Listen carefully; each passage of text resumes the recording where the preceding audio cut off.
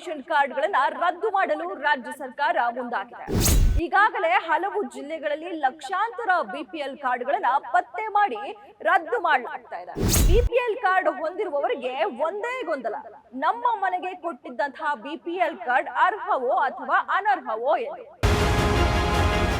Guarantee guarantee guarantee, ಇದು guarantee news. ಸುದ್ದಿ ಖಚಿತ, ನ್ಯಾಯ ನಿಶ್ಚಿತ.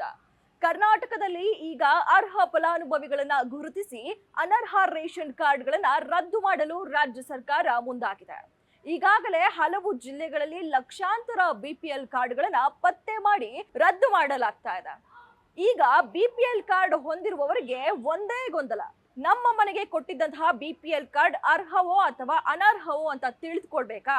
ಹಾಗಾದ್ರೆ ಯಾವ ಯಾವ ಅಂಶಗಳಿದ್ದರೆ ಬಿಪಿಎಲ್ ಕಾರ್ಡ್ ಅನರ್ಹ ಅಥವಾ ರದ್ದಾಗಲಿದೆ ಅನ್ನೋದನ್ನ ನಾನ್ ನಿಮ್ಗೆ ತಿಳಿಸ್ತಾ ಹೋಗ್ತೇನೆ. ಮೊದಲನೆಯದು, ನಿಮ್ಮ ಕುಟುಂಬ ಸದಸ್ಯರಲ್ಲಿ ಯಾರಾದರೂ ಸರ್ಕಾರಿ ನೌಕರರಿದ್ದರೆ ಅನರ್ಹ.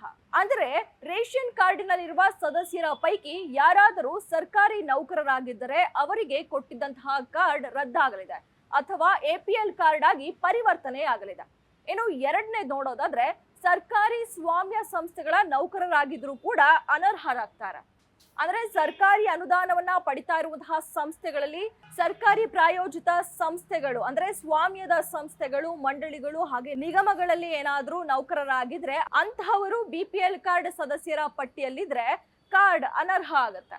ಹಾಗೆ ಮೂರನೇದು ನೋಡೋದಾದ್ರೆ, ಆದಾಯ ತೆರಿಗೆ ಅಥವಾ ಸೇವಾ ತೆರಿಗೆ ಹಾಗೆ ವ್ಯಾಟ್ ಅಥವಾ ವೃತ್ತಿ ತೆರಿಗೆ ಪಾವತಿ ಮಾಡ್ತಾ ಇದ್ರೆ, ಅಂದ್ರೆ ಉದ್ಯಮಿಗಳು ತೆರಿಗೆ ಪಾವತಿ ಮಾಡ್ತಿದ್ದವರು ರೇಷನ್ ಕಾರ್ಡಿನಲ್ಲಿದ್ದರೆ ಅವರ ಬಿಪಿಎಲ್ ಕಾರ್ಡ್ ಕೂಡ ರದ್ದಾಗಲಿದೆ.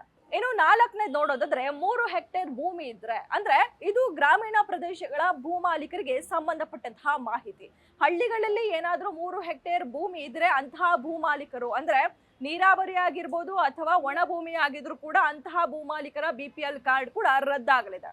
ಇನ್ನು ಐದನೇದು ನೋಡೋದಾದ್ರೆ, ನಗರಗಳಲ್ಲಿ 1000 ಚದರ ಅಡಿ ಮನೆ ಇದ್ರೆ, ಅಂದ್ರೆ ನಗರ ಪ್ರದೇಶಗಳಲ್ಲಿ 1000 ಚದರ ಅಡಿಗಿಂತಲೂ ಹೆಚ್ಚಿನ ವಿಸ್ತೀರ್ಣದಲ್ಲಿ ಸ್ವಂತ ಮನೆ ಇದ್ರೆ ಅಂತಹವರ ಬಿಪಿಎಲ್ ಕಾರ್ಡ್ ಕೂಡ ರದ್ದಾಗ್ತಾ ಇದೆ.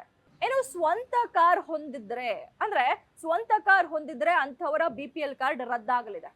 ಆದ್ರೆ ಜೀವನೋಪಾಯಕ್ಕಾಗಿ ಟ್ಯಾಕ್ಸಿಗಳು ಹಾಗೆ ಮ್ಯಾಕ್ಸಿ ಕ್ಯಾಬ್ಗಳು ಅದೇ ರೀತಿಯಾಗಿ ಟ್ರ್ಯಾಕ್ಟರ್ಗಳನ್ನ ಹೊಂದಿದ್ರೆ ಅಂತಹವರಿಗೆ ಬಿಪಿಎಲ್ ಕಾರ್ಡ್ ರದ್ದಾಗೋದಿಲ್ಲ. ಇನ್ನು ಏಳನೇದು ನೋಡೋದಾದ್ರೆ, ವಾರ್ಷಿಕ ಆದಾಯ 1.25 ಲಕ್ಷ ಹೆಚ್ಚಿದ್ರೆ, ಅಂದ್ರೆ ಕುಟುಂಬದ ವಾರ್ಷಿಕ ಆದಾಯ ವರ್ಷಕ್ಕೆ 1.25 ಲಕ್ಷ ರೂಪಾಯಿಗಳಿಗಿಂತಲೂ ಹೆಚ್ಚಿದ್ರೆ ಅವರಿಗೆ ನೀಡಲಾಗಿರುವಂತಹ ಬಿಪಿಎಲ್ ಕಾರ್ಡ್ ಅನ್ನ ರದ್ದು ಮಾಡಲಾಗ್ತಾ ಇದೆ. ಇಷ್ಟೆಲ್ಲ ಆಗಿ ಈ ಅರ್ಹತೆಗಳಿದ್ದವರು ಬಿಪಿಎಲ್ ಕಾರ್ಡ್ ಇಟ್ಟುಕೊಂಡಿದ್ರೆ, ಗ್ಯಾರಂಟಿ ಯೋಜನೆ ಅಡಿ ಅಕ್ಕಿ ಪಡೆದುಕೊಂಡಿದ್ದರೆ ಅಂತಹವರು ದುಡ್ಡು ಕಟ್ಟಬೇಕು. ಅಂದ್ರೆ ಈ ಅರ್ಹತೆ ಇದ್ದವರು ಎಷ್ಟು ಅಕ್ಕಿ ಪಡೆದುಕೊಂಡಿರ್ತಾರೋ ಅಂತಹ ಪ್ರತಿ ಕೆಜಿ ಅಕ್ಕಿಗೂ ಕೂಡ 33 ರೂಪಾಯಿಗಳಂತೆ ದಂಡ ಕಟ್ಟಲೇಬೇಕು. ಉದಾಹರಣೆಗೆ, ಅನರ್ಹ ಫಲಾನುಭವಿಗಳು 1 ವರ್ಷ ಅಕ್ಕಿ ಪಡೆದುಕೊಂಡಿದ್ರೆ ಅಂತವರು ಕೆಜಿಗೆ 33 ರೂಗಳಂತೆ 1 ವರ್ಷಕ್ಕೆ 60 ಕೆಜಿ ಅಕ್ಕಿಗೆ 2178 ರೂಪಾಯಿಗಳನ್ನ ದಂಡ ಕಟ್ಟಬೇಕಾಗಿದೆ. ನೋಡಿದ್ರಲ್ಲ, ಈಗಲಾದ್ರೂ ನಿಮ್ಮ ಅನುಮಾನಕ್ಕೆ ತೆರೆ ಬಿದ್ದಿದೆ ಅಂತ ಅನ್ಕೊಳ್ತೀನಿ. ಯಾಕಂದ್ರೆ ಇಷ್ಟು ದಿನ ಎಲ್ಲರೂ ಕೂಡ ನಮ್ಮ ಬಿಪಿಎಲ್ ಕಾರ್ಡ್ ರದ್ದಾಗುತ್ತೆ, ನಮ್ಮ ಬಿಪಿಎಲ್ ಕಾರ್ಡ್ ರದ್ದಾಗುತ್ತೆ ಅಂತ ಗೊಂದಲದಲ್ಲಿದ್ರು. ಅದೇ ರೀತಿಯಾಗಿ ಸರ್ಕಾರದ ವಿರುದ್ಧ ಕೂಡ ಹರಿಹಾಯ್ತಿದ್ರು. ಅಂದ್ರೆ ಸರ್ಕಾರ ಬಂದು ಅಕ್ಕಿ ಕೊಡ್ತೀವಿ ಅಂದ್ರು, ಇದೀಗ ಬಿಪಿಎಲ್ ಕಾರ್ಡ್ ಅನ್ನೇ ರದ್ದು ಮಾಡ್ತಾ ಇದಾರಲ್ಲಪ್ಪ, ಹಾಗಾದ್ರೆ ಯಾರ್ ಬಿಪಿಎಲ್ ಕಾರ್ಡ್ ರದ್ದಾಗುತ್ತೆ ಅನ್ನುವಂತಹ ಗೊಂದಲದಲ್ಲಿದ್ರು. ಇದೀಗ ಯಾರ್ದು ರದ್ದಾಗುತ್ತೆ, ಯಾರ್ದು ರದ್ದಾಗಲ್ಲ, ಅದೇ ರೀತಿಯಾಗಿ ಯಾರು ಅನರ್ಹರು ಅಂತ ಕೂಡ ತಿಳಿಸ್ಕೊಟ್ಟಿದ್ದೀನಿ. ಕ್ಯಾಮ್ರಾ ಪರ್ಸನ್ ಪವನ್ ಜೊತೆ ಕವನ Shivanna, guarantee news, Bengaluru. Guarantee news, ಸುದ್ದಿ ಖಚಿತ, ನ್ಯಾಯ ನಿಶ್ಚಿತ.